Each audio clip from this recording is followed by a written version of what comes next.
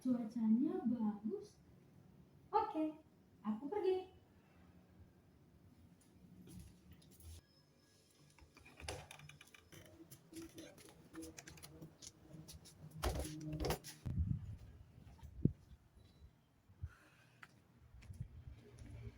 Ya, panas lagi.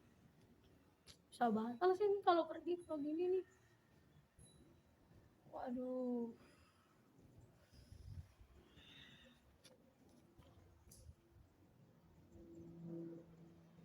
Ya, nggak tahu pergi. Karena panas nih. Ya sudah deh. Aku balik saja. Aku pulang. Hari yang panas.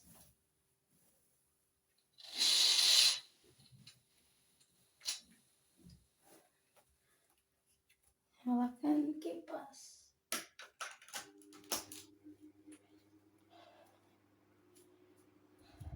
Oh iya.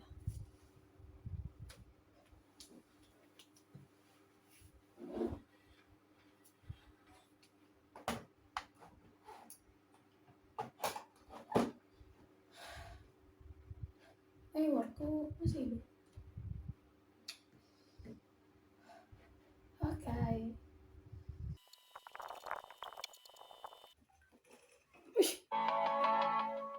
Apa lagi nih? Bet coba nonton. Nonton nggak ya?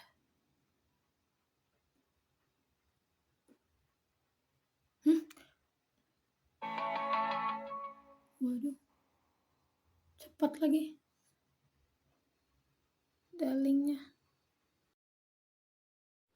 Halo teman-teman semua, kalian semua menyadari nggak sih kalau akhir-akhir ini cuaca tuh lagi nggak menentu, terutama di kota Jogja, di mana cuaca pada siang hari akan terasa sangat panas, berbeda dengan malam hari yang terjadi hujan petir. Nah, teman-teman semua, dari data BMKG untuk minggu lalu, terjadi cuaca ekstrim di mana BMKG telah mengeluarkan peringatan dini bagi masyarakat Jogja bahwa akan terjadi hujan, angin yang sangat lebat. Penyebabnya adalah siklon tropis Malakas. Sedangkan untuk minggu ini yaitu terjadi cuaca panas yang sangat ekstrim. Penyebabnya adalah posisi matahari yang tepat berada di atas kota Yogyakarta dan kita sedang memasuki musim pancaroba. Di bulan Februari, suhu terpanas kota Yogyakarta mencapai 35 derajat Celcius, sedangkan untuk bulan Maret mencapai 32 derajat Celcius. Tetapi dalam 2 minggu ini, kota Yogyakarta telah merasakan 2 cuaca ekstrim, dari panas hingga hujan angin disertai petir. Oke, buat teman-teman semua, ada informasi penting dari BMKG. Apabila kita ingin berpergian keluar rumah, disarankan untuk membawa payung, dikarenakan dari data terkini BMKG, di beberapa titik kota Yogyakarta didominasi cuaca berawan dan hujan sedang hingga lebat dengan suhu sekitar 23 derajat Celcius hingga 31 derajat Celcius. Nah, dari informasi yang aku jelasin tadi, teman-teman sebenarnya udah paham belum? Udah ngerti belum maksudnya apa? Apakah ini normal? Oke, aku bantu jelasin ya. Jadi sebenarnya cuaca panas dan hujan petir itu nggak cuma terjadi di kota Jogja, nggak cuma terjadi di Indonesia saja, tapi seluruh dunia merasakan perubahan cuaca yang ekstrim ini. Jadi dari sini kita mengetahui penyebab mengapa terjadinya cuaca yang ekstrim itu berasal dari faktor perubahan iklim dan pemanasan global dari bumi. Oke, sekian informasi dari aku. Sekian, terima kasih. Hai. Ngomong-ngomong, di tempat kamu lagi hujan atau panas ya? Jangan lupa komen ya. Nah, kamu udah tahu nih info terkini dari perubahan iklim yang kamu bisa rasain. Dari panas yang terik hingga hujan yang lebat. Tapi, pernah nggak kamu berpikir bahwa bumi yang telah ada sekitar 4 miliar tahun sedang mengalami penurunan kondisi? Lantas, kamu tahu nggak beritanya? Tidak? Oke, aku beritahu. Nah, kamu coba ingat-ingat dulu.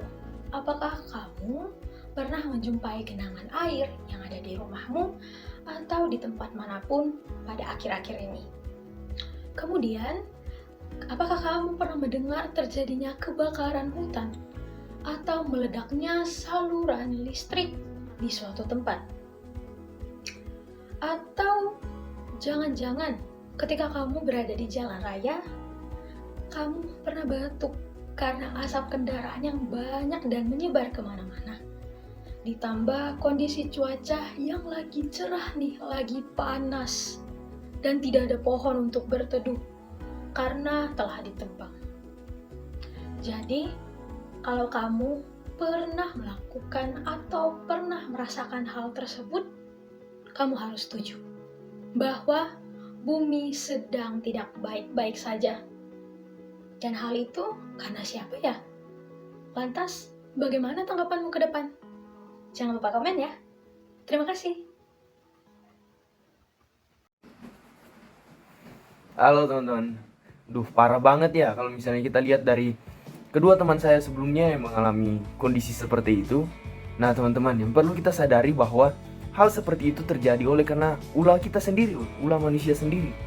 Jadi ini adalah sebuah environmental problem yang disebabkan oleh oknum-oknum yang tidak bertanggung jawab, teman-teman. Oknum-oknum yang tidak memiliki kesadaran akan lingkungan. Nah, saya ingin membagikan pengalaman pribadi di Maluku, tempat saya, khususnya di Kepulauan Aru, ada suatu desa namanya Kolombong. Nah, di desa itu tuh perumahannya berada di atas laut, dan lautan di dalam teluk itu sudah tercemar dengan sampah plastik. Mungkin nanti teman saya bisa menunjukkan gambarnya pada akhir atau di samping kiri kanan. Bisa teman-teman lihat. Coba teman-teman pikir ekosistem laut di sana, padahal awalnya itu penduduk di sana sangat mudah mendapat hasil laut di dalam teluk itu. Ikan mudah didapatkan, kemudian ada juga gurita, ada juga cumi-cumi. Namun setelah tercemar seperti ini, menurut teman-teman, ekosistem laut di sana sudah seperti apa? Karang-karang hidup mungkin sudah mati, teman-teman. Saya ingin mengajak teman-teman untuk mari kita sadar dan mari kita berinovasi untuk menjadi kreatif, atau tidak perlulah berinovasi, tapi mari kita semakin meningkatkan kesadaran kita akan kepentingan lingkungan, teman-teman.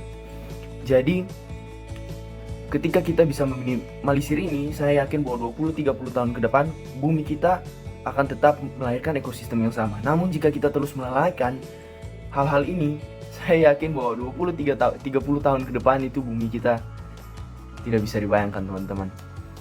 Nah, di sini saya mendapat suatu berita mengenai ada 2 anak SD, teman-teman, dari Semarang menciptakan sebuah lemari es tanpa listrik. 2 anak-anak ini berasal dari SD Al Azhar 14 di Semarang. Mereka ini mengharumkan nama Indonesia dengan meraih medali emas pada ajang World Creativity Festival yang diselenggarakan di Korea Advanced Institute and Technology, atau singkatannya adalah KAIST. Sungguh luar biasa, teman-teman. Jika kita semua dapat berperan dalam memperbaiki lingkungan kita seperti kedua anak SD ini, teman-teman, mereka mungkin umurnya masih kecil, namun tindakan mereka ini, inovasi mereka ini patut diapresiasi oleh kita semua. Baik, mungkin sekian dari saya. Akan dilanjutkan oleh teman saya untuk menjelaskan pentingnya kita peduli terhadap bumi kita. Terima kasih. Sebagai masyarakat, kamu bisa turut serta mengambil bagian untuk menjaga dan memulihkan kembali bumi kita dengan cara men-challenge diri kamu sendiri untuk semaksimal mungkin tidak menghasilkan sampah plastik ataupun sampah kertas. Kamu bisa dengan memulai cara sederhana seperti membawa sedotan stainless, botol minum, ataupun alat makan sendiri. Kamu juga bisa menanam pohon ataupun melakukan donasi pohon secara online melalui website ataupun campaign yang sedang berlangsung di internet. Kamu juga bisa menghemat listrik dengan cara mencabut colokan yang tidak digunakan dan mematikan AC saat bepergian keluar. Kamu juga bisa mengolah sampah dan mendaur ulang sampah, di mana hal tersebut bisa menghasilkan sebuah kerajinan dan menambah nilai jualnya dan meningkatkan nilai ekonomi barang tersebut.